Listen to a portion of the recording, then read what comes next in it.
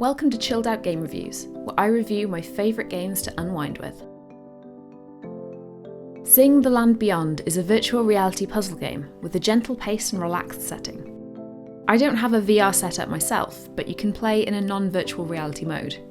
As I was playing, I definitely got the feeling that the experience would have been much better in VR, but I'll get to that later. The game takes place in a mystical land representing a sort of afterlife. You are tasked with collecting the souls of a few people who have slipped through the cracks, and in doing so, you learn about their lives through the short poems you collect along the way. It feels reminiscent of the old collectathon games I used to love growing up, but with much better level design. The majority of the puzzles are very enjoyable. New mechanics are introduced very well, with a few easy puzzles to solve at first showing you how it all works. I wouldn't say that the difficulty ramps up quickly, more that the complexity does.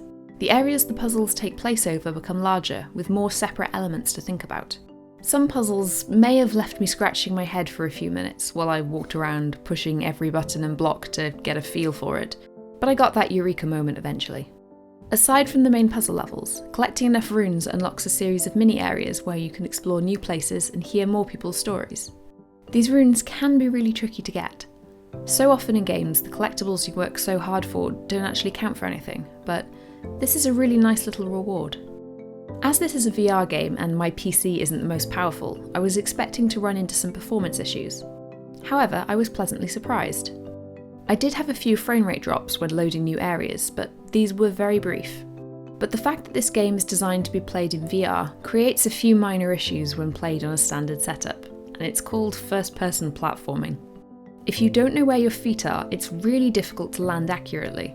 I think this would be much easier in VR where you have better depth perception, but I was constantly falling short while jumping between platforms, and it got a little frustrating.